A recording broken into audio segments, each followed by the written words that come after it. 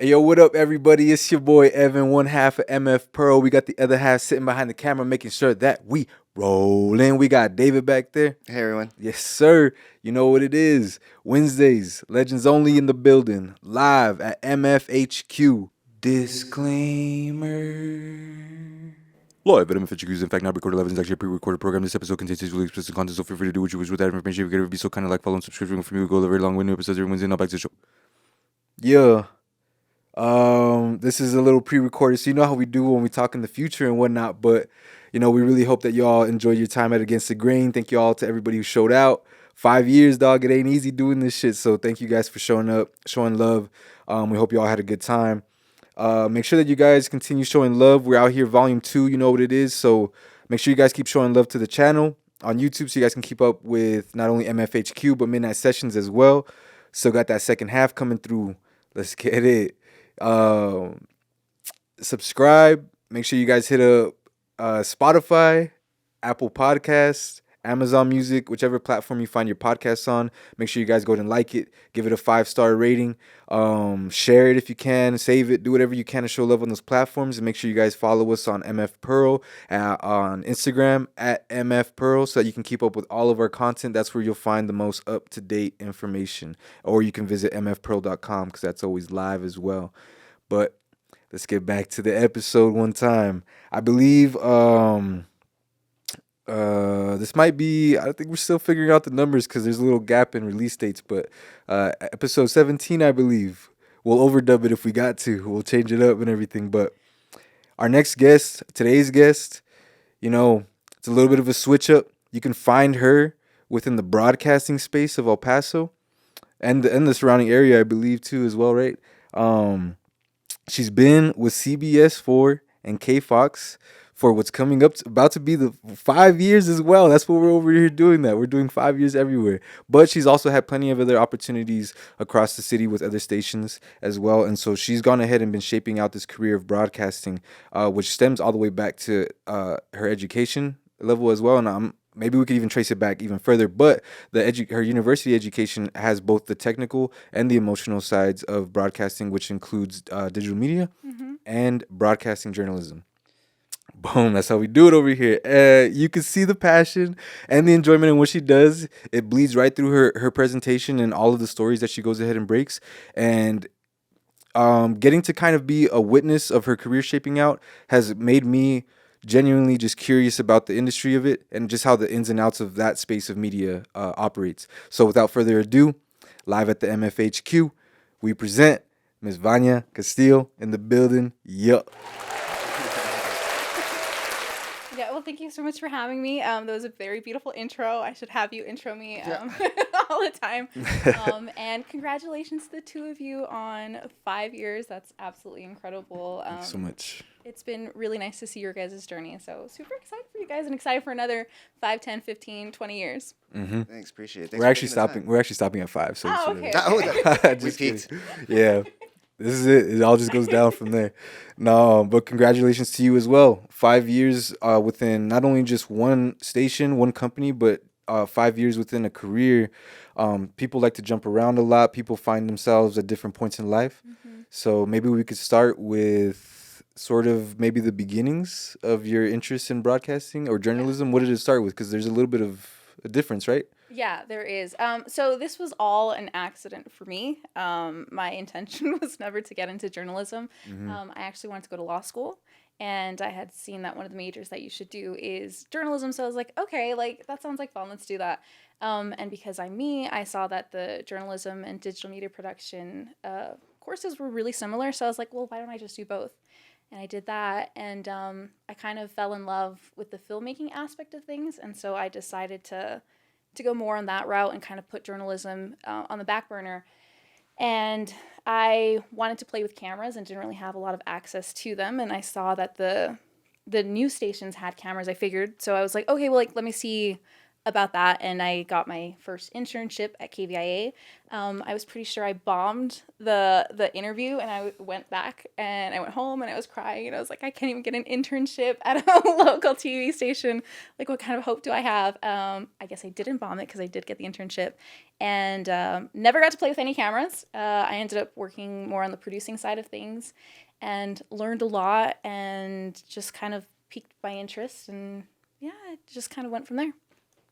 And then, so journalism gets put on the back burner, but when is it kind of, at what point does it start to, during your internship? Is it, you said it's more on the producing side? Yeah.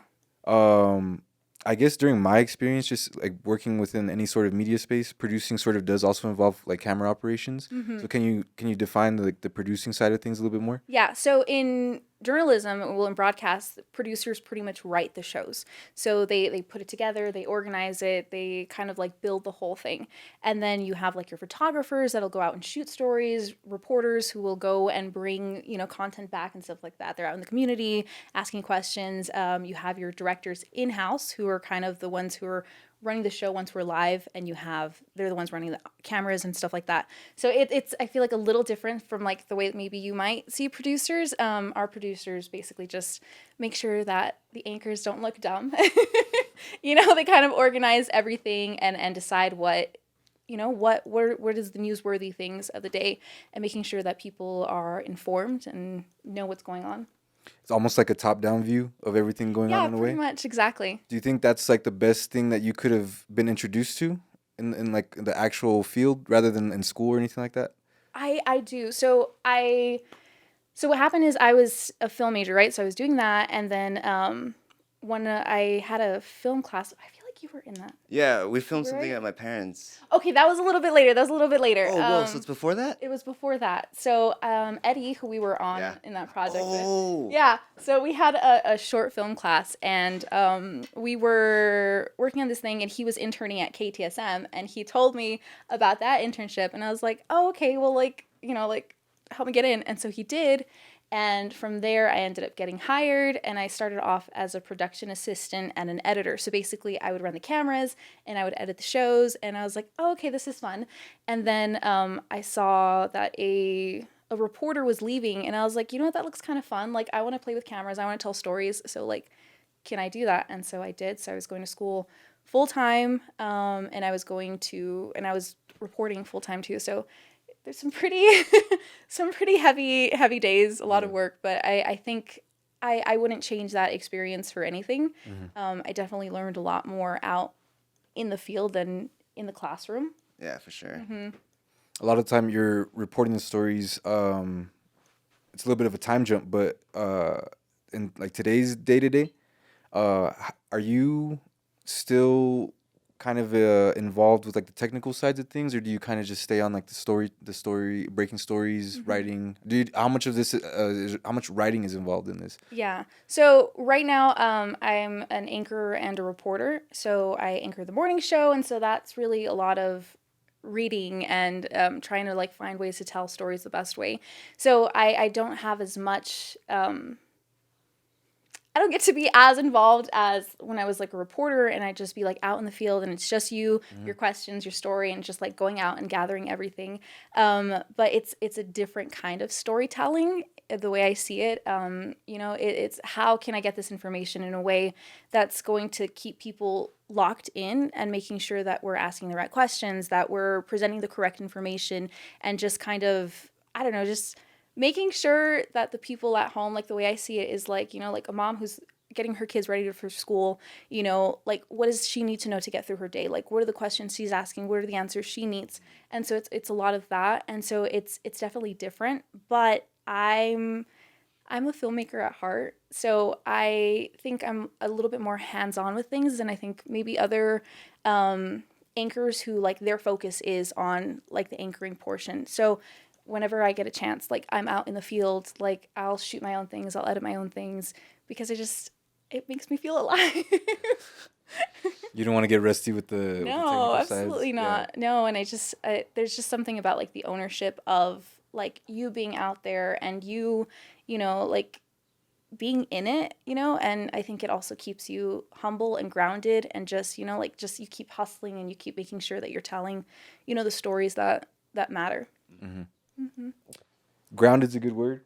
I feel like it's important to know what everyone like what everyone's role is in the team, and not to get too detached from those things because you get too committed to one certain role. Yeah. So it's good that it's cool that you still keep your reflexes sharp. You know what I mean? I know that's not the right way to say it, but like it's like what is it? Analogy, I guess. Yeah.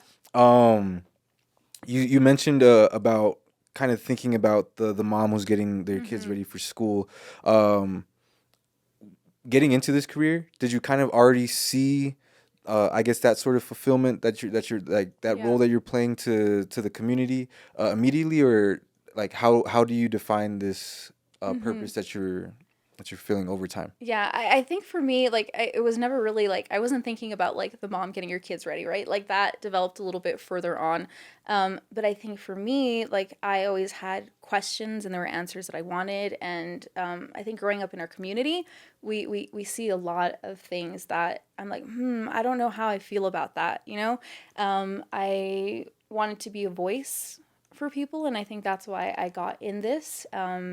And so I think it was a lot of that, just trying to, I guess, be there and trying to do something for my community in the only way that I really knew how. It correlates to what you wanted to do originally with law.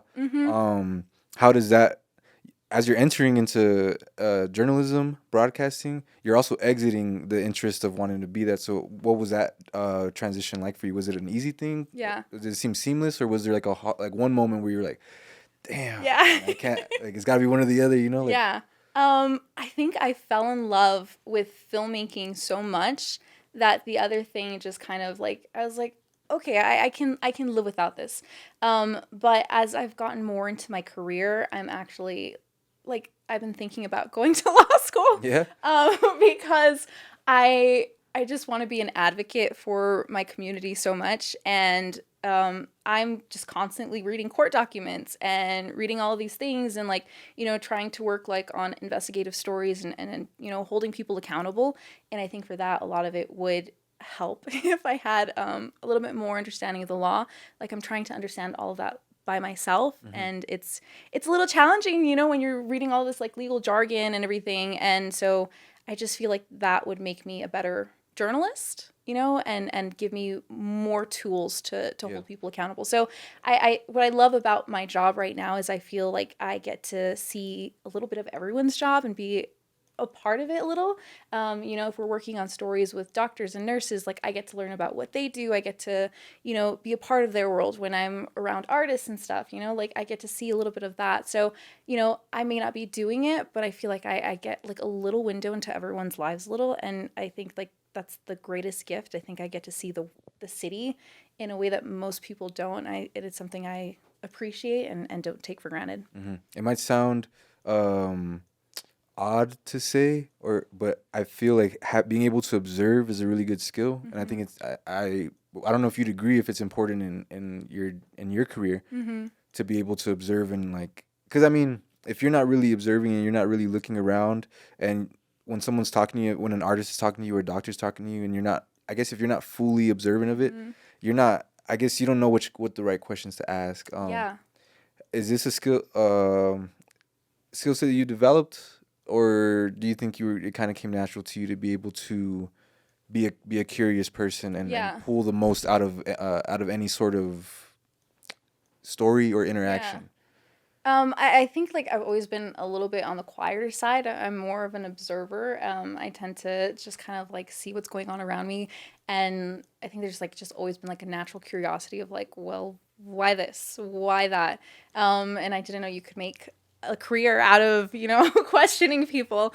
But yeah, I do think it's like one of the most important skill sets that you can have. I think knowing to just kind of like observe, be quiet, and just let the world unfold around you, and then take that and see what you can do with it. And I feel like as artists, the two of you, I feel like that's probably a bit of what you guys do also, taking the information you get from the world and creating beautiful things. Yeah. A bit bit of that, bit of here and there, pulling out from just different mediums and just trying to turn it into how we see it. Is I don't know. I guess it's not a technical question, but I'm sure it also Oh no, hold on. Let me backtrack because I'll pin that one for later. Because let's stay on topic. Okay.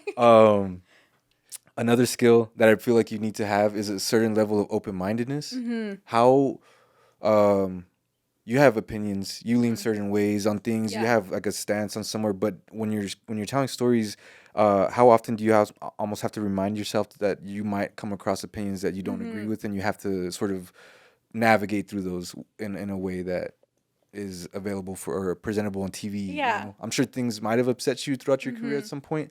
How do you navigate through those sorts of moments? Yeah, definitely. I think that's such a great question.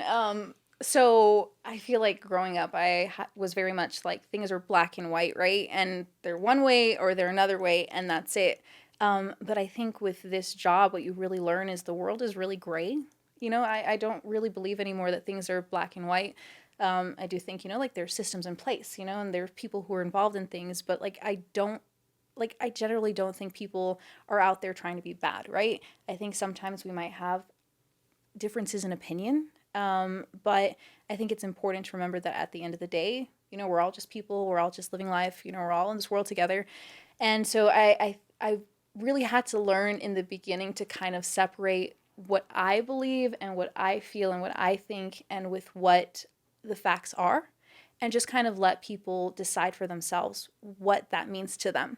So I think it's an important skill, and I think we can carry within life a little bit more. And Yeah. I think sometimes like we allow things to be a little bit more polarizing than they should be. Like I do believe like like you should believe in things, and you should have like what you stand for, but also I think just kind of putting yourself in someone else's shoes and trying to see things from their perspectives is really important. And I really, really strive to be as balanced as I can be in the reporting that we do. And I think that's something that, our entire station really tries to. And I think we also really try to hold each other accountable because like we do have our biases. I think everyone has, like you have an experience as a person, and that informs your decisions and the way you see the world. But, like if you have one view and I have another view, and it's like, well, what about this? What about that? And we kind of like force each other to question, what we believe, and just try to get to the facts. So, Do you think empathy is like one of the most important skills you need to be in broadcasting and journalism? yeah, I personally believe that's what makes the difference between a reporter and a journalist. And I think sometimes that's something we can lose a bit. It's very easy to just get yourself lost in like, this is what's going on, this is what's happening, and forgetting that there are people behind these stories. There are people behind the statistics.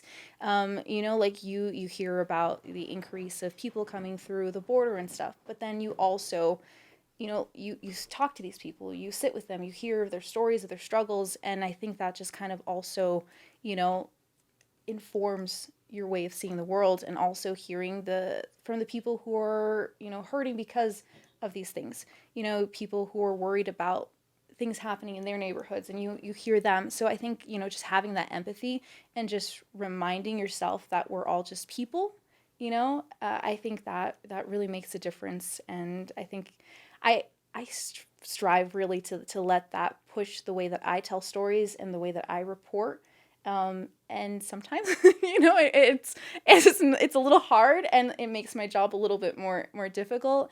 And sometimes things can hurt a little bit more because some of the things we deal with They're heavy. They're heavy. They're really heavy. I think before August 3rd, it was a lot easier for me to compartmentalize and just separate. I used to always say like the camera, like that's my shield. Like it helped separate. Like I could this is me. That's everything that's going on. That's not me. That's not my world. But after that happened, like you don't expect something that deep to happen in your community, and affect your people. And it just, it broke, like that little shield that I had, broken. I would just, like I'd be in the edit bay editing, and I'd just like be crying. People would walk in, and I'm like, I'm fine, and like it was just like a very heavy time for our whole community, and you know, as time has gone on, like you know the families, you know, you're there for funerals, you're there for, you know, moments that their families members are no longer there. And so I think it really does, like, that little barrier is gone, you know, but I think it's also one of the greatest gifts that I could have, because that's something that I hold with me always, to remember that, you know, these are people's lives. Like, even though this might be the story that I'm working on for today, like, you know, I carry all of that with me always, and just make sure to do as much justice as I can to my community and all of that. So it's like a story. You work on a story for a day, but the people that are involved, they deal with it for the rest of their life. Exactly. So I think it's just important to honor that and to remember that. And, you know, like, I don't separate anymore of, you know, that's that and this is this, you know, like, I carry them with me always.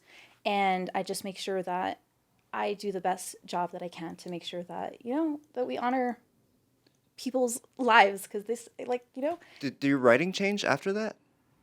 um, I I think so. I think it did. I think I always had a little bit more of a more flowery sense of writing. I think a lot of, you know, like, in journalism, it's pretty, like, you know, like, this is the way we write. And because I come from a more film background, a more artsy background, so I think it was always a little bit more like, I had to learn to tone that down a little bit. And after that, I think it did allow me to bring a little bit more of that back in. Humanity. Yeah. Yeah. That's heavy. Um, During stories such as, you know, August 3rd, and we were just talking about how you try to present as much fact to your audience so that they can interpret it for themselves. How much room, though, because I'm sure it's almost impossible to just kind of take out any sort of your opinion. Because part A, question A, and then we'll get into question B. But part A is how much of your opinion are you allowing to be in the stories? And part B is, if you do, is it because you feel it's important for for it to be there, for it to be present, but it's also be so that people can differentiate between reporters and to a sense. It's important to have different opinions, like, so Yeah. that, you get what I'm saying? Yeah, I get you. I get you. I think for me personally, I really, really tried to keep any opinion out Of yours. of mine. Yeah. I don't think that's my place. Okay. I think that's your place. You know, it's your opinion that matters. My opinion doesn't matter. So I really try to take myself out of that. You know, these are the facts, and I do think the language we use is really important, right? So there are some times where we'll be working on a story and I'm like, well, why are we using that word? You know, why? Because I think words carry a lot of power. And even though I'm, you know, taking myself out of it, I think, like, in those senses, the way that I've lived life, you know, and how that kind of, like, colors my world will sometimes come in a little bit. But I also make sure to try and keep it as balanced as possible. And, like, again, it's not about me. What I think doesn't matter. But, you know, I just also making sure that we're holding each other as journalists accountable. And again, you know, just being very careful with the language that we use. I guess the question stems from me feeling as if people still at the end of the day choose who they want to hear the facts from. And so I feel like it's important for, I mean, okay, so let's say, how do you, I guess I'm going to word it like this. How do you value, I guess, how do you see your audience? You know what I mean? Like, how do you value them in the sense of, like, they're choosing to go ahead and understand their community through your wording, through your presentation. How does that resonate for you in your career? I think, to me, it's, like, the weirdest part of my job. I honestly, like, I'm aware, right, of, like, yes, there's an audience and there's someone watching, but at the end of the day, like, I just want to do a good job. You know, like, it all stems from those questions that I have and, like, those answers that I want, right? And, like, and I'm doing it for my community, right? So, I think I try to forget as much as I can that people are watching. I'm naturally a more shy person. When I got into this, I was like, if I could do this job and I didn't have to be on camera, this would be the best job in the world, right? But there's some sacrifices we have to make to be able to do other things, right? So for me, I just, I really try to just think of like the people that when I'm out there interviewing people and doing the stories, like I think of them and I'm like, I'm doing it for them. So like the story that I'm doing it for them. Like, so right now I've been working on some stories about the Camino Real Regional Utility Authority, right? CRUA. So they're having issues with water in Sunland Park and Santa Teresa, right? So I'm just thinking of that community and the change that I hope can happen from the work that I'm doing. So I just think of, I guess, like my community in general. But yeah, I don't know why people choose who they choose to watch. I feel very privileged and honored that I get to do this and that people do decide to watch. Anytime someone says like, oh yeah, I watched you, I'm like, thank you so much. I don't know why you're doing it, but thank you. And it's just, it's a weird job, knowing that it is like kind of like just like out there in the open. I just try not to think about it. Yeah. When we get to broadcasting, you said you've mentioned a couple times so far that you come from more of I guess an interest with film. Mm-hmm. What level of room, if any, Yeah. do you feel you? I mean, let's not put the responsibility on your shoulders, but broadcasting as a whole. Mm-hmm. Where is there room to possibly be a little bit more creative with the way stories are told and Yeah. The information of the community is presented? Mm-hmm. Is there any room for it to be a little bit more creative? Yeah, I think right now is really the sweet spot to do that. I think we have such a change needs to happen, right? Like something needs to happen because people aren't really watching traditional media, right? Like the way I get my news and most people I know, it's off my phone, right? Mm-hmm. So I think it's important to find different ways to engage people and also change the way we're presenting things. And for me, the way that I see the work that I do is every story that I do is a film. Like I think I'm a filmmaker at heart, and so it takes a little more time, it takes a little more work, but I think it's worth it. And I think, like what we're doing is worth that. So I'm willing to put in that extra time and effort, and it's just to me like rewarding because I got into this because I wanted to shoot. So that's where my heart's at. And I know everyone has like their own different styles of doing it. Like some people are a lot more analytical in the way that they report, and I think that's super cool because that's a Like skill. charts and stuff? Yeah, like charts, and then it's just like very like these are the facts and da da da da da, and my brain is more like, I'll take that information and how can I make this more into a story, And yeah, I just think everyone has like their own different strengths. And I think my strength comes from, the background that I come of wanting to tell stories. Mm-hmm. Do you feel you've implemented that over time, over your time with CBS? I think so. In an increasing way? Do you feel like you've increasingly been able to Yeah. implement more creativity? Yeah, and storytelling? I really try to. So CBS for mornings, we went through like a whole rebrand, right? So our whole effort was trying to make news more engaging, more human, and try to really like take stories and break them down a little bit more, go more in depth, and try and change the way that we present the news. So it's really, really awesome that, we were able to do that, and we're still working and trying to change things. I think as an anchor, it's a little different because as a reporter, like you have complete control over everything you're doing. Like I'm the one shooting, I'm the one writing, I'm the one editing, it's all of that. And now it's a team, right? And we only have so much control over things because we're the morning show. So we're pretty much, we're taking things and changing what we have, but we're not really the ones out getting the stuff, Mm-hmm. So we're just changing how it's presented and trying to go more in depth with things. So I think so, but I still think there's a lot more that we could do, and I think we're really trying to do that. And yeah, I'm really proud of my little team. With transitioning to an anchor position, because you still report as well, Mm-hmm. but when you started to move into the anchor position, was the idea of not being able to sort of control the story all too much and sort of more of it's being the stuff's being given to you and you're sharing it. Do you consider that to be a hurdle that you had to overcome at first, or was it pretty seamless for you? Yeah. So for a minute there, I was a forecaster. So I went from news to forecasting back into the world of news and anchoring.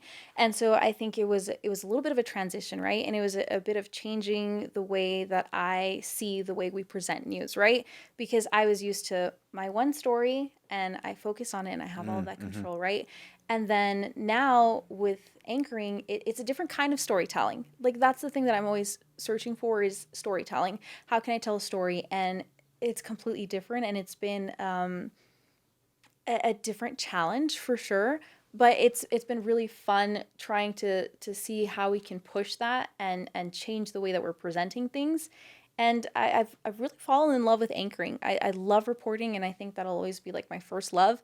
But anchoring, it's different, and I think it also gives me the chance to help other people kind of reach their own, like it's more of a leadership role, which is I think it's been a little different for me, and just kind of like working with a team. And I'm super, super blessed to have an incredible team. I think that, we have dreamers and we have builders, and my team, they're like the most incredible builders because I'm very much an ideas person and like, oh, what if we do this? What if we do that? And they're like, we got to bring you back down a little bit. And I'm like, please don't, but Let me fly. Yeah. But at the same time, they're really incredible at taking, the ideas that I have up here and just kind of like making it happen, which I don't know how it happens, but we've just gotten to a point where, we just understand each other so well, and they understand the craziness that is in my head, and they're able to build it, which I think is really beautiful. But yeah, it's been a challenge, but definitely a blessing and something I never thought I'd do. In an industry and in a profession such as this, where it's unpredictable, it's fast paced, even with structure, even if you wake up the same time every morning, what do you feel you credit to, like in terms of like what you take a lot of pride in and what you feel is sacred? So some people feel like their morning routine is very sacred. Some people feel like they gotta have like their lunchtime on their own. There's like an unplugged time for them or anything like that. Maybe nothing changed for you, but what do you think has been in place for you that you really feel like this really helps me stay organized? This really helps me stay motivated. These are the things that I do almost daily along with my career and my job to go ahead and like be happy with where I'm at, be content in life. Okay. So I'm a studier. I like to study.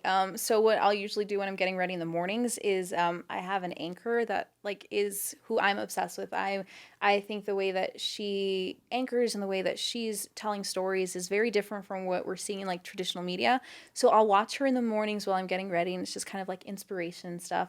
And I'll screen record her newscast, and then later what I'll do is like I'll break it down. So I'll take screenshots of like shot by shot, like everything she's doing, the graphics, the different like just the shots that they're doing, the movements that she's doing, and then I'll write out the script, and then I'll take notes on that. So I'm like, I really like the wording that she had for this. I really like the way they presented these facts. I liked, the emotion that she drew with this.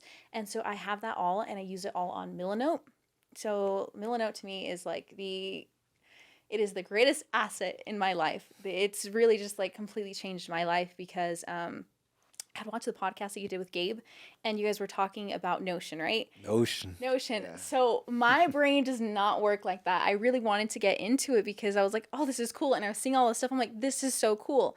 But like my brain isn't linear. So like even before like Milanote, like what I would do is I would take just like a sketchbook and just like map out things. Like my brain is just very like this way, this way, this way, this way, instead of like this is a list, this is the way this works. So it's very just like all over, and I like to build out of here and build out of that, and I can do that in Milanote. So I'll take all of that, take those newscasts, and just kind of like break it down. So my producer makes fun of me because he says it's kind of like watching, like how like sports reporters, the sports people, like watch Drawing up tape. plays and Yeah, stuff? exactly. That's that's what I'm doing on this, but with newscast. And so like I'll watch Vice pieces and do the same thing. But this was something that like I was just like kind of always doing, like film, photography. Like I just like would always like collect things, and like this is what I take inspiration from. This is what I like, and so then I'll try and implement that into the projects that I'm working on. So I try to like, you know, like put art into the journalistic pieces that I'm doing, and it's just like it's so helpful to like have all of that there. And when I'm working on my own newscasts and I'm working on the scripts and stuff like that and like cleaning things up or thinking of like how can we present this a little bit differently, I have a library that I can go to, and it's just like all kind of there. And it's just like I'm like, oh, okay, because if I ever feel stuck, like I have somewhere to go to. And I think that's like the thing that I recommend to people the most is find someone you like and just study. Study, because I think a lot of the times we're trying to reinvent the wheel, right? It's like, this is my first time doing this, but there's other people who have done this before. So why don't I take inspiration from people, and then eventually you find your own style, you find the way that things work for you. But also I have a little backup if I'm like, well, I have this idea. I know I've seen it somewhere because I know people who just watch things and then it's just kind of like stays there. But because I have like a written, like, you know, like it's there. So like The whole dissection of it. yeah. So, you know, it's, I'm not going to forget it.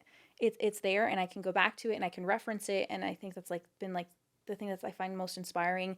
And like that inspires me. Like I find journalists or filmmakers or you know, creatives, artists, that inspire me, and I let that kind of like fill into my own world and make it in a way that I can use it into the work that I do. Aside from reporters, you mentioned Vice. Mm-hmm. Are there other like YouTube personalities, for example, that you really like the way they break story? Because a lot of there's a lot more room for them to give their opinion in those Yeah. stories.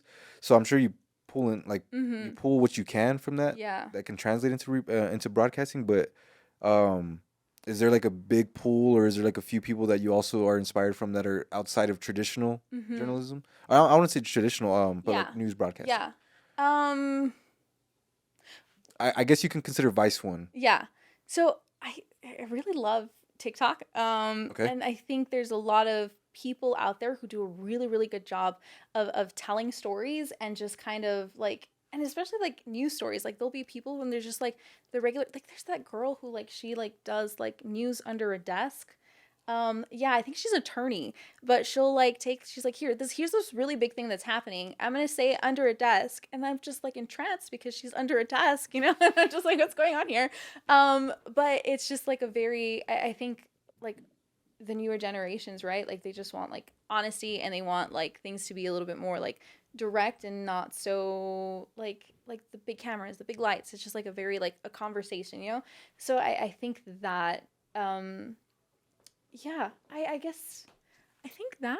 Yeah. There's like a level of like being genuine Mm-hmm. in these smaller. Yeah, I think so. And there's just like a bunch of like, I just love watching people who like document like their just like regular like daily lives and stuff like that. But they're so beautifully done, and just like a beautiful insight into just Who they the are. world. Yeah, Yeah. I think it's gorgeous. Mm-hmm. So with TikTok, I'm sure a little bit of YouTube. Mm-hmm. What other places do you feel are some of the, I guess, the best places to get information from? Are you like a big Twitter person, X person? I guess you want to call them. I still can't get over the whole X thing. I'm gonna say Twitter till the end. Me too. I consume a lot of like I the way I find out what's going on in the world is by the people that I know. So it's following a lot of people who are like on the ground doing things, right? So like if I want to follow like artists and creatives, that's why I follow you guys, you know? If I want to know what's going on with environmentalists, like I'll follow, you know, people who are doing the work here. Different things like that. I think it's like really, really important to like get things from like a primary source and just kind of see what's going on with them, and then having those conversations with them. Yeah. I think that's been like just a huge asset for me, is just trying to get into the community as much as possible. I would love to do that a lot more than I'm doing now. I think that is just a great asset. It's just, I think think our community itself, you know, like we have so many people doing so many things. And I think it's funny because so I'll see my anchor, right? And he'll be talking to like, let's say like a councilman or the mayor and stuff like that. And he knows them personally because they've been working together for so long because they were working together at one point, like we are, you know, and like I look at the assistants of these people and they're my age and they're the people that I'm connecting with, right? And I'm like, one day it's going to be this generation that's in there. And I think what I would love is to just be a little bit more connected with people outside of my circle. Yeah. And I think that's something that like you guys do beautifully. I feel like you guys bring people from all walks of life, especially with this podcast. I'm like, wow, I didn't know that this was here or that this person was doing this like incredible thing. And I think that's such a beautiful skill to have, and I really compliment the both of you on that. Thank you so much. Thanks. Curations.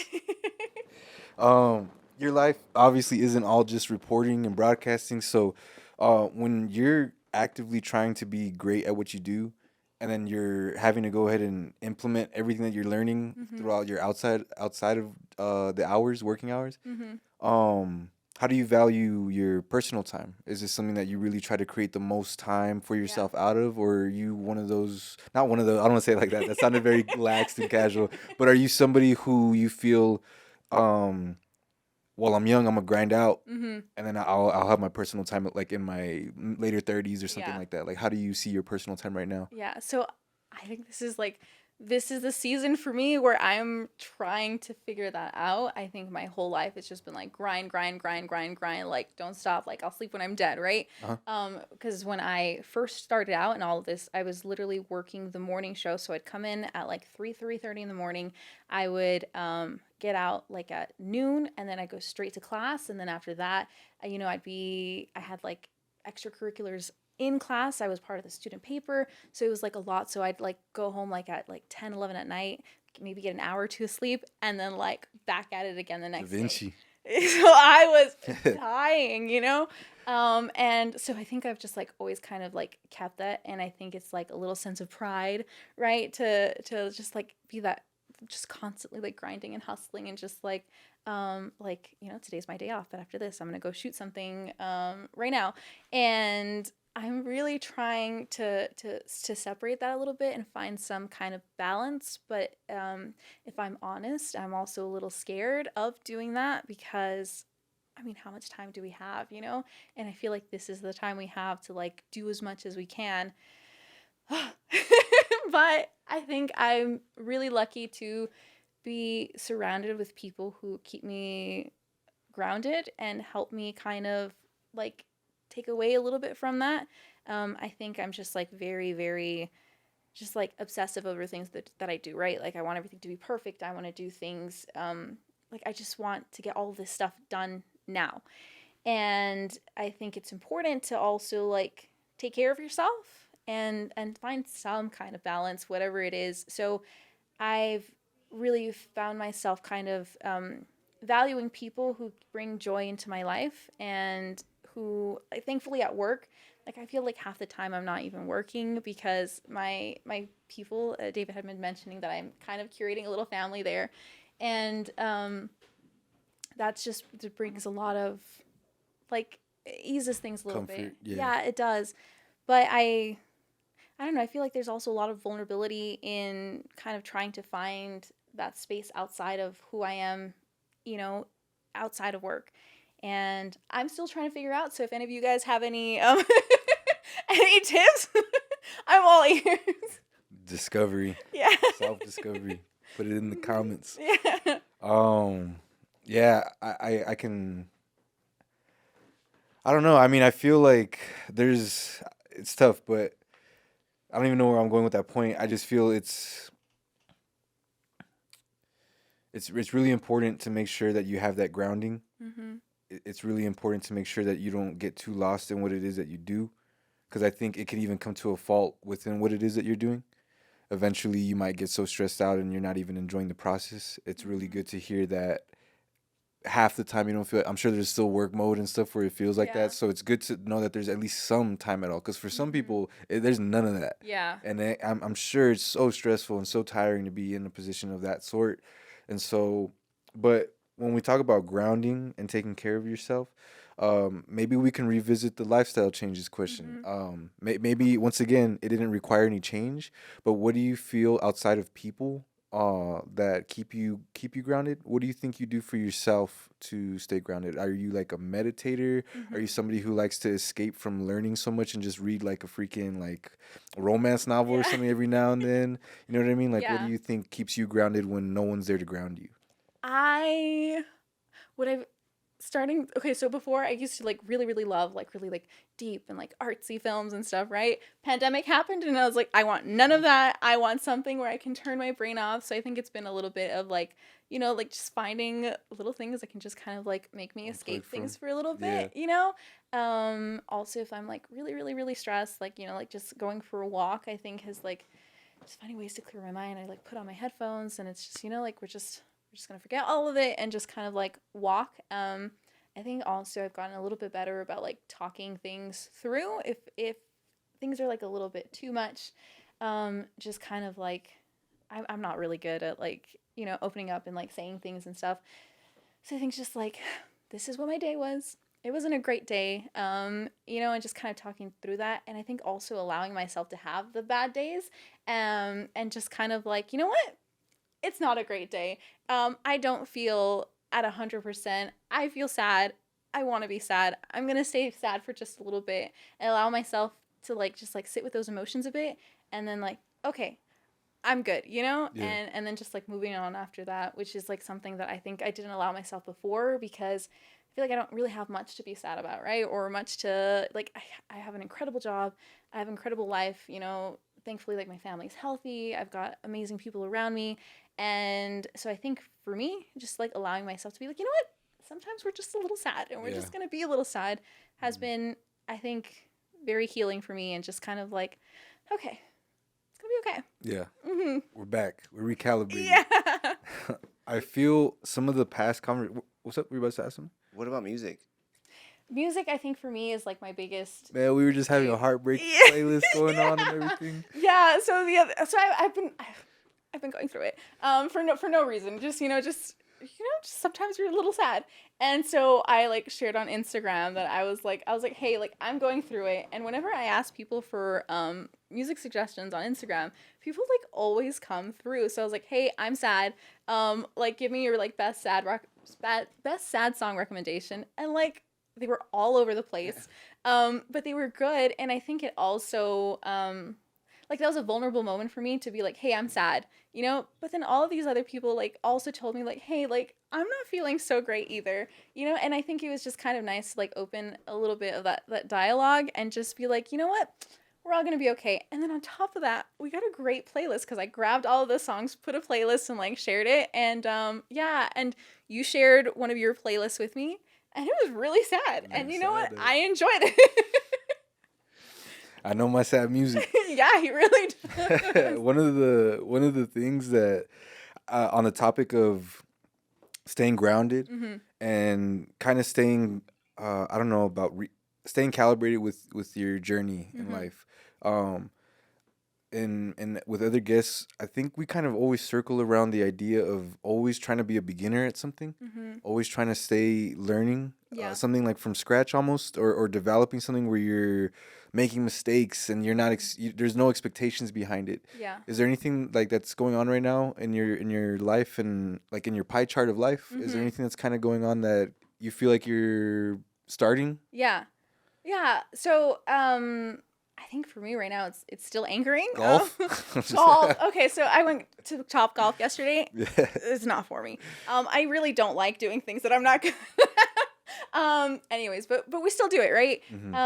So I think for me it's been anchoring. It's still like something like pretty new for me, and I have a really bad habit of comparing myself to people who have been doing things for like 20, 30 years. Like when I first started reporting, I would compare myself to like our main anchors, which like baby, you've been doing this for like 10 days, like give yourself a break, right? And so my executive producer would always tell me, he's like, you can't compare yourself to people who've been doing this for so long. He's like, like compare yourself from what you were doing yesterday. So I still do that, and like now I'm comparing myself to like national anchors, right? Which is like kind of crazy. but I also think it's like important to like set those expectations as high as you possibly can and reach as high as you can, because who says I can't, you know? So because people are always telling me like, you know, you just need to like slow down, like you'll get there, and like I get it, but whatever. But yeah, I'm a bit of a perfectionist, and I want to be great at everything that I do, and so like I have a hard time doing things like from this like start from scratch. I That's like a place of like uncomfort for me. Like I don't like it. When I was in school, I was studying to be a graphic designer. I found out that's not for me, but you know what? We did it. But I had to take drawing classes, right? And I'd never drawn before in my life. I was like, I had no interest in drawing. Turns out I'm not bad, but my professor, like we'd have like the thing that we'd have to be sketching, right? And so I'd be like sketching and everything, and my professor would like sit behind me and he'd be like, "You're holding back," because I wanted things to be like perfect from the beginning, right? And I think what I learned from like drawing was like it's gonna be messy, like things like it's gonna be ugly. You just gotta trust the process and like get through it. And that's why we have erasers, you know? But I hear him all the time in my head saying, "You're holding back, you're holding back." And I think for me, like a lot of the times, like I am holding back because I want things to be perfect and I want to have all the answers. I want to have all the information. I want to do everything and then like present it once it's perfect, right? So I've been trying to learn to live a little bit more in the mess and the ugly. And I think also like in my personal life, I think right now that's like something that I've been focusing on a little bit more is like who I am as a person, like the people that I want to be around, and like learning to be a little bit more vulnerable. I think like with the job that I have and the person that I am, like this is something a little bit more vulnerable because I'm used to being the one asking questions, and so it's weird. Presenting the facts, Vanya. Yeah, I'm the one presenting the facts and today. I love it. And so I thank you for allowing me to have this little bit of uncomfort, and having like questions asked to me and having to have answers, which is like super weird. This is a safe space. Thank you, I appreciate it. It does feel like a safe space.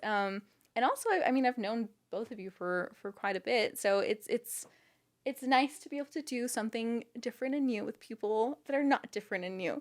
So yeah, so I think it's just been a lot of that. Those are the newness and the things that I'm trying to do from scratch. It's important to have that discomfort in life. I think it keeps you on your toes. It keeps you sharp. But when, I mean, I guess you can attribute a lot of these experiences that I'm about to ask about to art. Yeah. But what happened? Like, it's allowed you to let go of perfectionism a bit.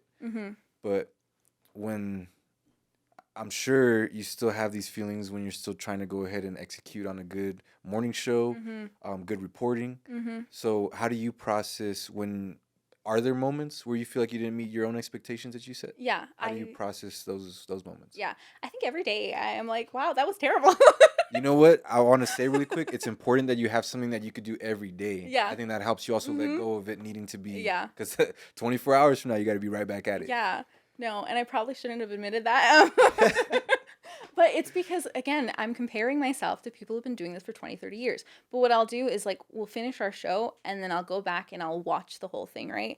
And, like, it's so painful to watch, right? But I think, like, it's important to sit in that uncomfort and that pain. And, like, it's a very vulnerable thing, right? To be, like, watching yourself back and, like, like, critiquing, like, this didn't work, this did work, this didn't work, this did work, and I think a lot of the times we're afraid to go back to the things when they're not perfect, and kind of like sitting with that. I always tell like our new reporters, like, watch your stuff back. It's You're answering a question I had. Really? Yeah. Yeah, it just like it's gonna be painful, and you're gonna cringe, and you're gonna hate the way your voice sounds. You're gonna hate the way like you said this, or you're gonna be like, I could have done this, I could have done this. But by doing that, you're learning. And so I think like there's a reason why sports people watch back their tapes, because that's how you learn. So I don't know how like you do know some things about sports. I do, but that's it. I'm just about the tape. Yeah, that's it, because I base my life around the tape. But I'm like the most sports illiterate person. But even with that, we had a Sun Bowl show, and so like I kind of took control of that, and I was watching all these sports shows and just it was just weird.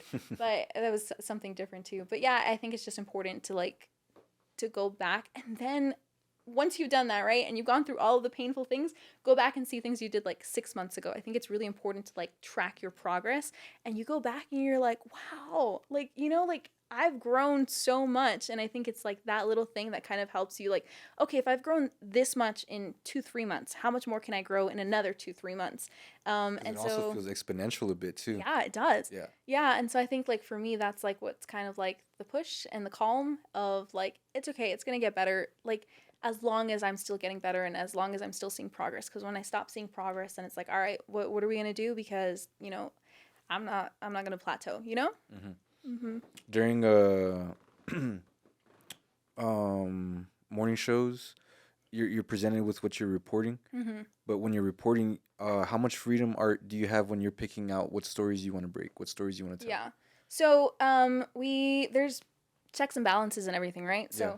you usually have to like pitch your story and like, you know, like you pitch it to your news director, you pitch it to your producers, and you're like, hey, like this is like what I think is something that's important. You know, like you've already done the research behind it. You've already like kind of like, you know, like fluffed it out and like kind of like seen what the story is, and then you present it, and then from there people are like, you know what, that's not really a story. You know, that I don't think that's something that's like, you know, like that's going to be the most impactful thing you can work on. What else can we work on? So there's that. Thankfully, I've gotten to a point where I think I kind of know what are the stories that we're focusing on, and then the answers we're trying to get, and the things we want to do for our community. So that's become a little bit easier, but it's definitely a checks and balance kind of thing, which I think is really, really good. It's important. So I mean, at the end of the day, though, it's still something that you proposed that you want to report. What's the timeline of a story? This is going to be an ominous question, real Yeah. quick, and then we'll just allow the rest of the topic to just float around that question. Okay. Does a story ever end, or that's the does a story ever end?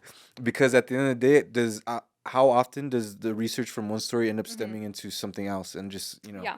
how often does that happen? I think every time. I think Yeah. like it's our job. Like if there's a question, you know, like there's gonna be more questions. So I think something that it's just like always been in me, and it's like my greatest strength and also my greatest weakness is that I feel like I'll find something, like let's say I'm reading and I'm like, hey, like this is something feels off here, and like I'm like, you know what, I'm just gonna pull at the string a little bit, and then it's like the sweater that you just pull it and the whole thing just, you know, and Now there's just your like sleeves all tight. yeah, and there's just like somewhere else to yank, and so like all of these like, you know, like threads are like all undone, and just keep picking, keep picking, keep picking. Like I think a story, you know, especially, you know, as a journalist, like it's how can I dig into this even deeper? You know, like what are like there has to be more questions, you know, like I need more answers, you know?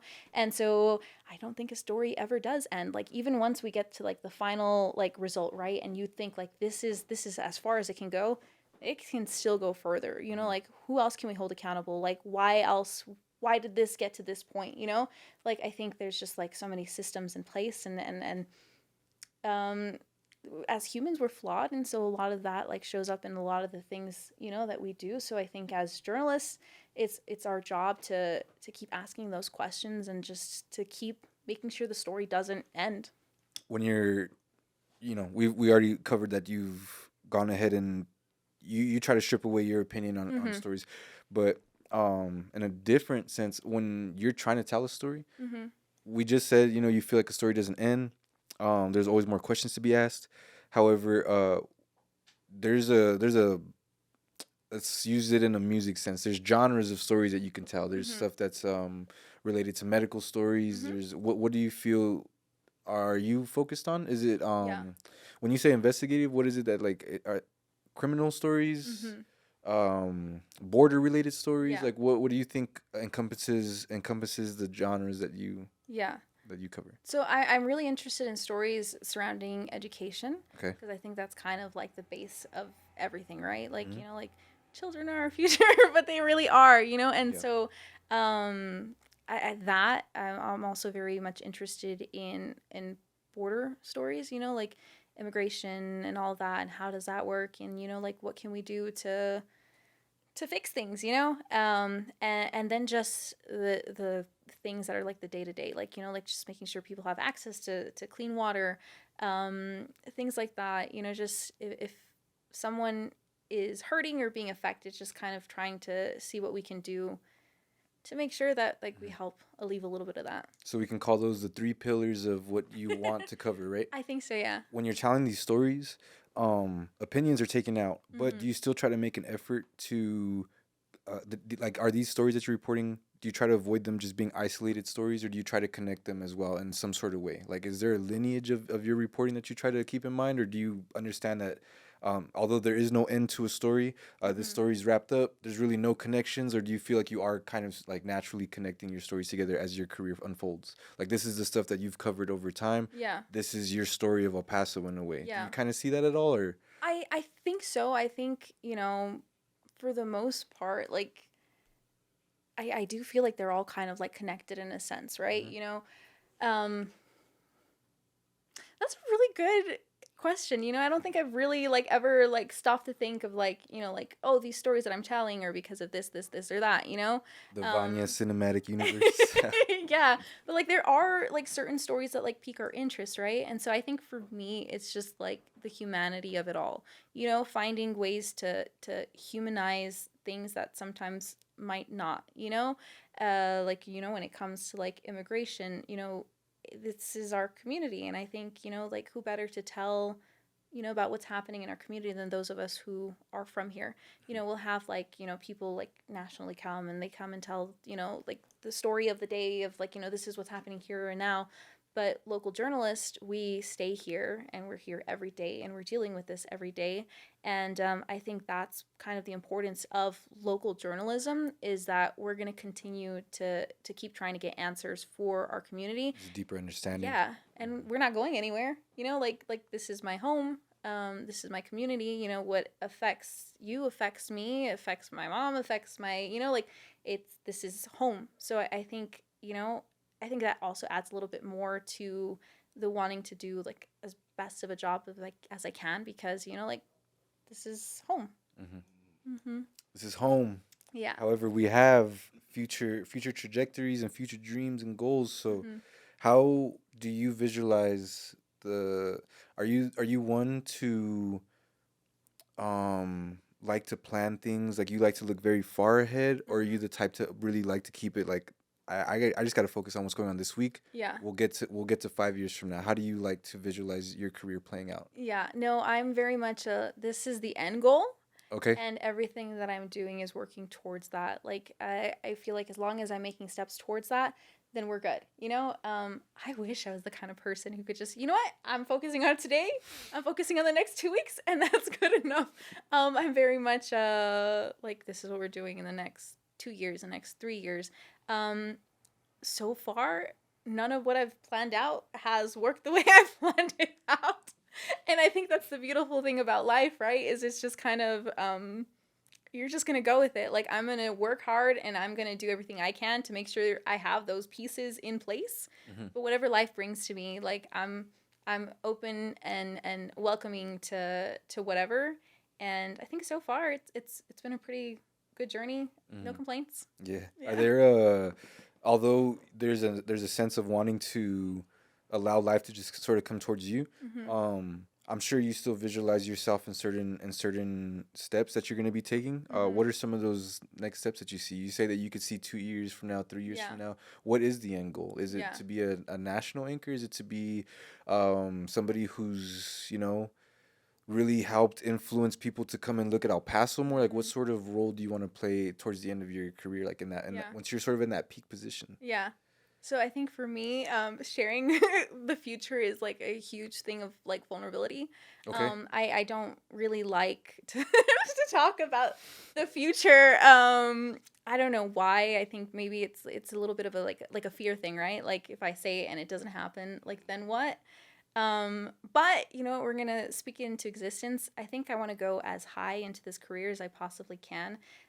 Over the summer, I was able to tour ABC News, and I got to sit in David Muir's desk, which was like, you know, You know. it was like, I guess I didn't realize, so I got into journalism and I thought of it like, oh yeah, this is gonna be like a dead end job, you know, like this is just like, I'm like, this is just what I'm doing for right now, like, you know, like my first like job that I got in it, I was like, this is a for now thing, you know, like this isn't what I'm gonna be doing forever. So like I I wasn't like the kid who was like obsessed with the news. I wasn't like super like, oh, this is, like this is it. But I sat in that desk and I was like, this is what I'm supposed to be doing with the rest of my life. Like, I can't picture absolutely anything else. I love, being able to help in this way, keeping people informed, asking the questions, holding people accountable as much as I can. And I think it's just, I think I do want to go as far as I possibly can. We'll see what that is. And then, I mean, I would love to come back to El Paso. I think it'd be great to take everything that I've learned and bring it back home and continue to help here as much as I can. Do you think it's important for certain levels of your career to where you might, not might, but do you think it's important to travel away from El Paso for a time being and then bring it back? Yeah, I think so. I think anything you can learn anywhere else and bring back is great. Like I think like I've been in El Paso my whole life, I've only been around people who look like me, and have had similar experiences to me. So I think it'd be really exciting to see what else the world has and like the different ways that people think. With my job, I'm super grateful that I do have people from all walks of life that work with me. And so I get to see like little insights into like the way that they were raised in their worlds. And it's so different from mine. And so I'm excited about that. And, there's only so many resources that we have here, right? Yeah. So I think it'd be amazing to go out, learn as much as I possibly can and bring that back here. I feel like I'm really proud of like our generation. I feel like I keep meeting people who just want to bring things back to El Paso and want to develop here and want to grow El Paso. And I think that's beautiful because I remember growing up, it was always like, oh, El Paso, like, and so it's amazing to meet people, especially like you guys who are creating things and creating spaces. And I feel like making the city a bit better. And so I love that people keep leaving and coming back and bringing that. So, yeah. With music, it can get, and with like the visual arts and being an artist, it can be really easy to jump into the conversation of like, what could El Paso learn from other bigger cities? Is there certain conversations that you have like that in the broadcasting space where you're like, what can El Paso bring from bigger cities that have like way more impact, like not impactful, but maybe like there's like you'll find a bunch of national stations there. Do you have conversations like that? I will talk to like other journalists about like what can we be doing here, like like what is the next step. I really think social media, we're seeing a lot of like like things kind of popping up of like people trying to tailor news to. They're making it vertical now. Yeah, we're making it vertical. Like people have shorter attention spans, and I think it's important to make sure that we're tailoring things to people in a way that will, keep them engaged and keep them informed. I Are you one of those types that also prefers shorter content now, or do you still or what do you prefer? So I feel like it's a bit of both. So broadcast, you don't have a lot of time. You have like a minute to tell a story. I used to always say like, yep, I'm working like 10, 15 hours for a minute of airtime, and you have to like fit everything into a minute, right? So I appreciate and long for long form content, right? Like I'm always fighting my news director, like, please, can I have one more minute? Just give me one more minute. So You're getting love in the it. long form range, Vanya. You're gonna have to tone it down a bit. We're at 2 minutes now. No, Long no, form yeah, content. it's no, because everything is just so fast. We have so much information Yeah. to get to people, and so I think that's the beauty of like social media and like the web and stuff, right? Is like there's a place for that kind of stuff to live. Yeah. And I have a few pieces that I want to work on that are a little bit longer form, and we'll see, and that's going to be something very different for me because I don't get to do that. But I also understand the value of like short form content, like getting things to people quickly and, like engaging and yeah, I just also feel like Instagram, I say, is like my business card. Like, you know, like I think that's how we should be seeing it. I've had recruiters who have like reached out to me and they're like, yeah, they're like, you know, like we love your social media, you know, like it's just like a reflection of like who I am, like the kind of work I can do.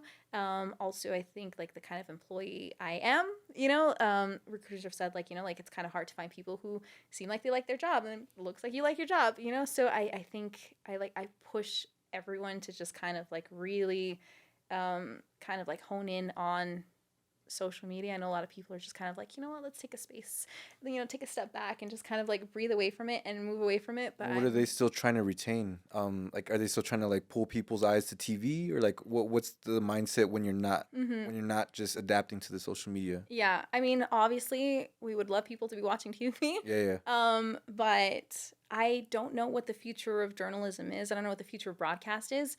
I don't think it'll stay that.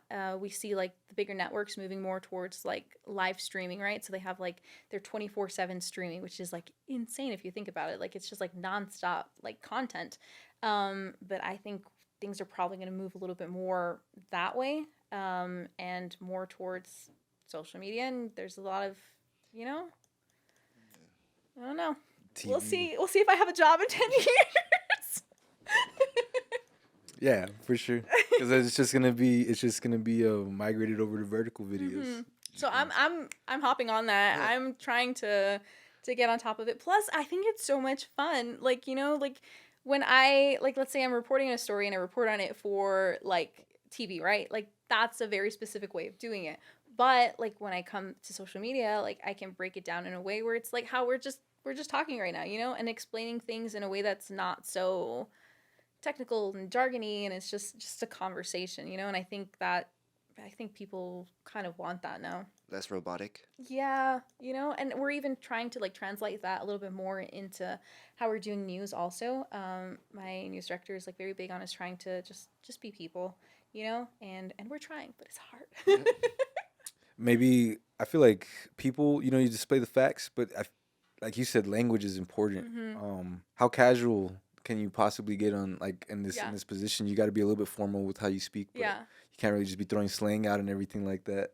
Yeah. Part of me feels like I'd be an amazing anchor if I just talked the way I do, because then it would Okay. just be like people understand what I'm saying. You know what I'm saying? Like Yeah. just hit them with a little, you know what I'm saying at the end. You Exactly. feel me? Well, see, we're trying to change that. Like my news, because I come from like, you know, where news was very traditional, and you had, you know, the man in the suit and the tie, and it was, you know, good evening, thank you for joining, you know, like super, you know, and Hey, my yo, what up, everybody? It's Vanya. Welcome to CBS4 Local. But think about how much more engaging that is, right? And so my news director is really trying to push for us to just be people and More to of yourself. yeah, Yeah. and it is so hard because I'm just so used to doing it a certain way.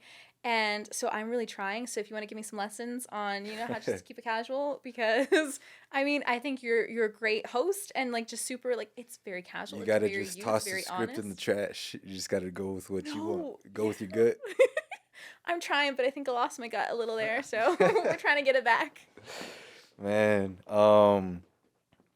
yeah, not sure where broadcasting is going all too much. I don't think it's going anywhere. I feel like it's important, it's needed. It's just gonna be translating to different platforms, if anything. It'll probably end up finding its way back on TV again. We went from streaming to having to just get cable. Like Yeah. I think everything goes around in cycles. But every time that it comes back around, it comes back just a little different, just a little bit more evolved. Yeah. Um, I wanted, I don't know if I want to circle back, but I'm gonna anyway. When you had mentioned that becoming an anchor, it introduced a lot more leadership responsibilities of yours. Aside from kind of like coaching younger anchors to go back and watch their past reportings. What other positions do you see yourself like having to demonstrate some leadership to? Because I know it's not just reporters. Are you also leading the team that you're building around you as well? And then to what extent are you kind of having to put on that like that coach hat? You know what I'm saying? And how much of a learning process has that been for you? Not being in the leadership position at first Yeah. and then evolving into it. Yeah. So the way El Paso works is it's usually like a starter market for a lot of people, right? So a lot of people will come here and it's like their first step, and then they like move on to like other places, you know? So right now I'm one of the more senior like people in Veteran. I'm a veteran. And like I've been at the station for 5 years. I've been in news for like maybe 7-8 years. So like even then it's not like a huge like amount of time. So it's really it's been interesting, trying to be some kind of a help to people, but I think it also helps that it's not that long ago that I was in a lot of people's shoes, Yeah, and it's still fresh. I remember like just crying I'm every still in day. it. Yeah, I'm still in it. Yeah. Just crying and being like, oh, like I'm so lost. But I've always been very big into like having mentors and stuff. So I had my mentors and I remember everything they said and I just regurgitated it back to everyone else. And I'm like, hey, this is what I was taught. This is, what, they showed me, and like just like paying that forward, and then also just like remembering like, oh yeah, when I was this, like I did this, this that, and also like the lessons that I've learned, like giving yourself grace, I think is like extremely important.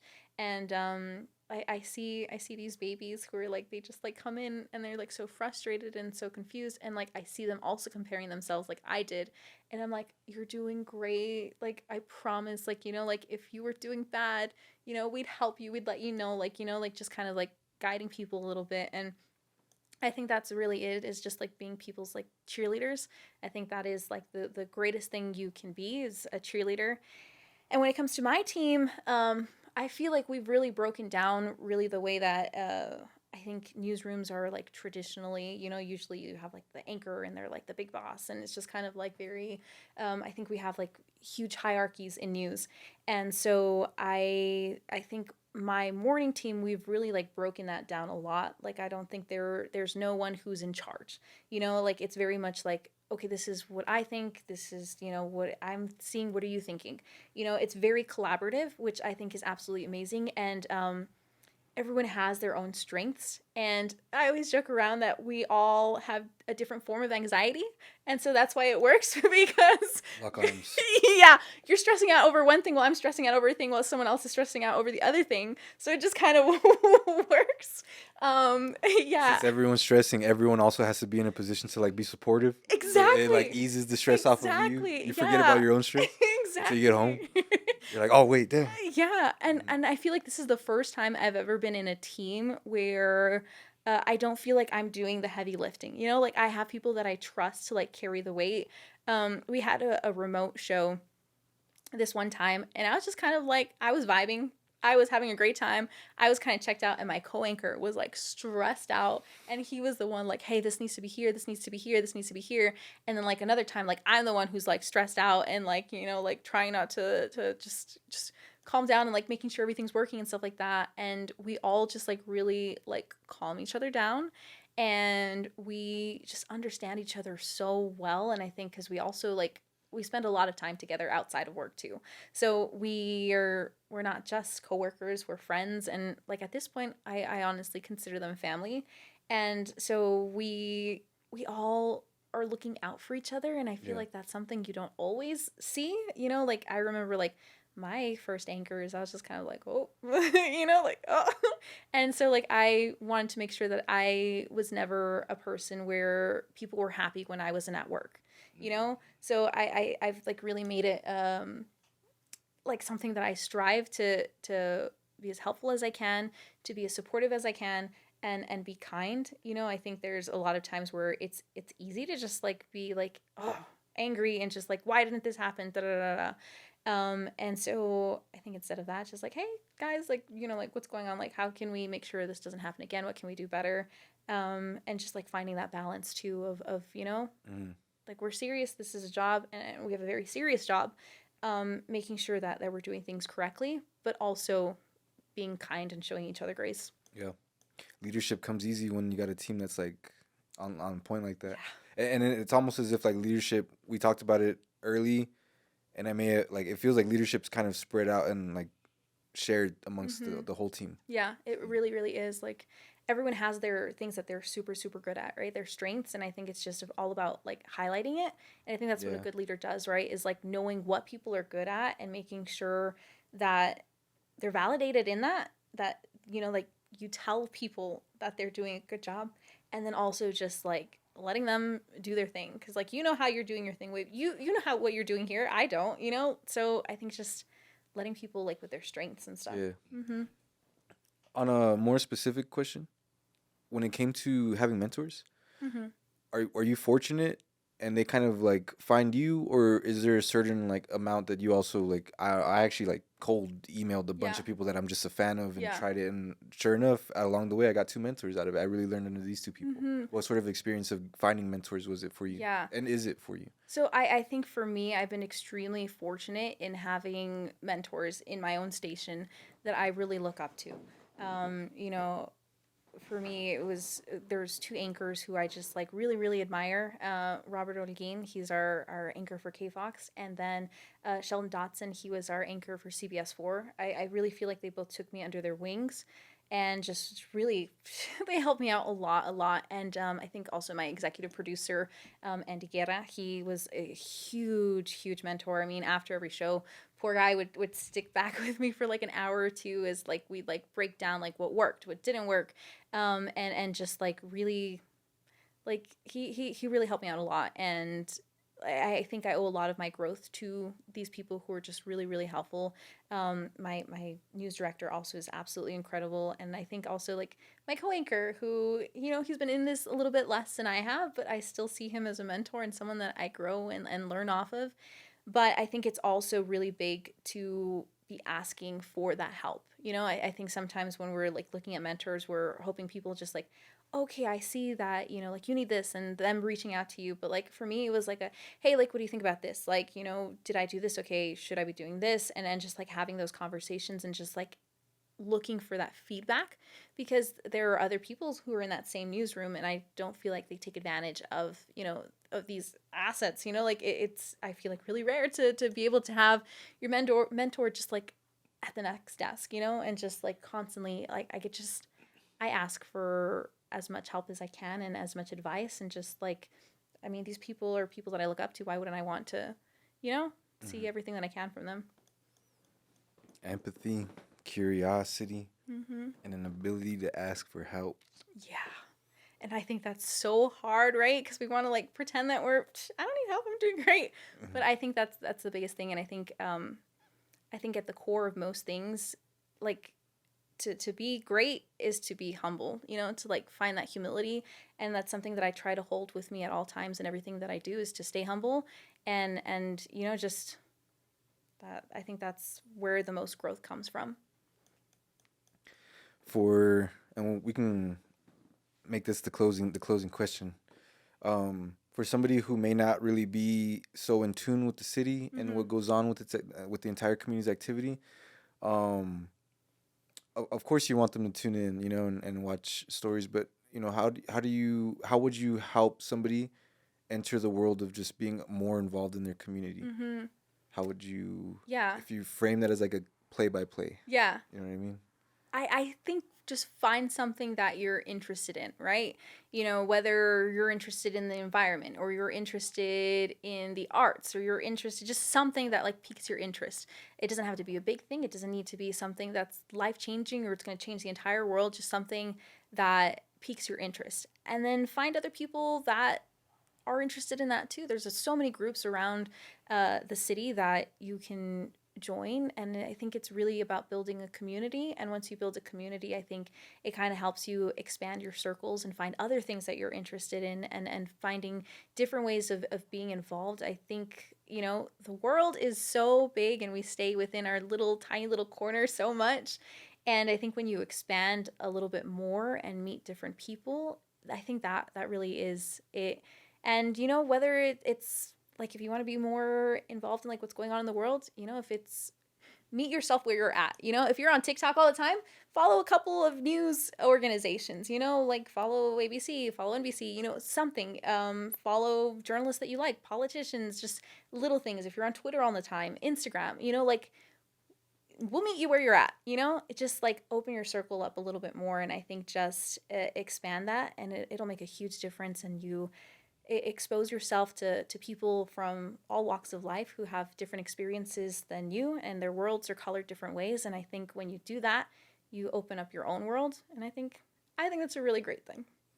Well said. It's the human experience. It is. Vania, Where can people catch the morning show? Where can they catch you breaking news? Where can they catch you reporting some of your stories? Yeah. Where can they find you at? Okay, well, you can tune in super early in the morning. We're on from 5 to 7 on CBS 4. We're also on the noon show, and you can catch CBS 4 at 5:30 and 10. We have some incredible journalists there. And you can also catch our sister station, K Fox. So we're also on Instagram, Twitter, TikTok, whatever you need. We're on there. Man, it's an honor to go ahead and hear about your journey, a little bit more about the technical ins and outs of what goes on in the news station, and a little bit of the elements and the values that goes into doing what you do and being successful at it. Because it's not just being able to be cheery on a camera. It's not being able to just not stutter. It's a lot of like chemistry that goes on in the room. It's a lot of stuff it's a lot of moving parts. It's not just one thing. It's like I said in the intro, there's technical aspects, there's emotional aspects, there's factual aspects, there's like language. It's a lot that goes into what you do, and the way you carry yourself, it's really admirable. To know that you go ahead and operate such a fast paced and left and right, and you're getting pulled and pushed in different directions, and to know that you still find this curiosity and this kindness to just go ahead and enjoy the human experience through it all. It almost seems as if your career is a constant reminder for you to enjoy the human experience. So super cool, super great. It's an honor to have you at the HQ, Vanya. Thank you so much. Thanks for making the time. No, thank you guys so much for having me and for doing this. I think what you guys do is absolutely beautiful, and I think also informing the community and providing a service and, again, making the world a beautiful place. So thank you to the two of you, and congrats on 5 years. Thanks, appreciate that. Congratulations to... It's upcoming? Your 5 years? Yeah, upcoming. It's upcoming. True. Congrats, back. Thank you. Congratulations back. And then we'll make sure to have I mean, we don't gotta wait till 10, but we could go ahead and have other moments of collaboration again. But we'll be around for 10 as well. Looking forward to it, guys. Whether it's 10 with CBS or just like the 10 year of journalism and whatever life takes you, we're gonna be there to support it. Same. Appreciate y'all. Thanks. Hey man, make sure that you guys are going ahead and showing love on here. We always like to open and wrap it up like that. So YouTube, make sure you guys subscribe. Keep up to date with Midnight Sessions, MFHQ. If you're listening to this on Spotify, Apple Podcasts, or Amazon Music, make sure you guys are rating it, liking it, sharing it, saving it, whatever you can do to show love. Make sure you guys keep it going. It's helping us get this show out further to more people. So make sure you guys are still showing love. Make sure you guys follow us on Instagram at MFPearl to keep up to date with all of our announcements and updates. And of course, you can find everything at mfpearl.com. So as always, we'll see you guys on the next Wednesday. Vanya, thank you again one more time. And we'll see you guys at MFHQ. That was garbage. That was a terrible last sentence right there, but we go roll with it. So we'll get it. We'll see you guys next time. All right. Peace out.